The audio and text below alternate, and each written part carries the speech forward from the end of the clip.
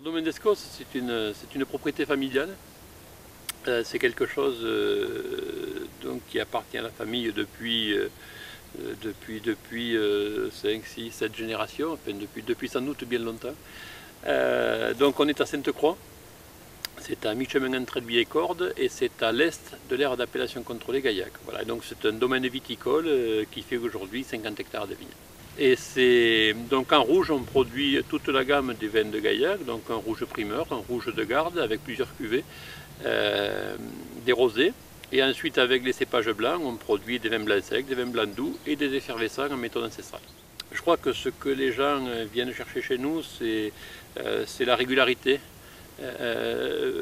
On est attentif à faire chaque année des vins de bonne qualité, bien sûr, mais qu'on essaye aussi de faire régulier d'un millésime sur l'autre. Mon premier client, donc c'est le client particulier qui vient au domaine acheter un peu de vin. Donc ça représente à peu près 50% des volumes vendus, donc c'est de la vente directe. Donc on est sur la rive droite du Tarn et notre terroir est un terroir argilo-calcaire, donc ce sont des sols avec des niveaux d'argile assez importants, de l'ordre de 40-45%, des sols franchement basiques puisqu'on a des pH au-delà de 8.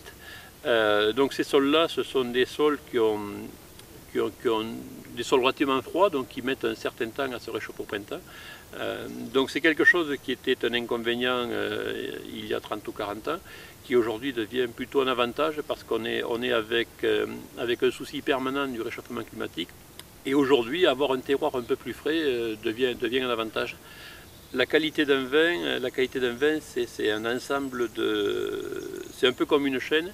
Et c'est le maillon le plus faible qui va faire le niveau de qualité. Donc la qualité de son terroir a de l'importance. La qualité de la viticulture, c'est-à-dire la qualité du travail du vigneron dans ses vignes, et notamment la maîtrise des rendements, puisque tout le monde sait que si les rendements sont excessifs, la qualité du vin va baisser. Ensuite, une fois qu'on a produit des raisins, la qualité se fait hocher pendant la vinification, donc le soin apporté à la vinification. Et au-delà de ça, après, une fois qu'on a bien travaillé les vignes, qu'on a fait du vin du mieux qu'on pouvait, je crois que l'important, c'est la sévérité dans les sélections. Et après, ça se termine avec une exigence au niveau de la mise en bouteille qui doit être faite le mieux possible, et notamment pour les blancs, protéger le mieux possible de l'oxydation. Voilà, tout un ensemble d'éléments qui font qu'au bout de la chaîne, le vin sera plus ou moins bon.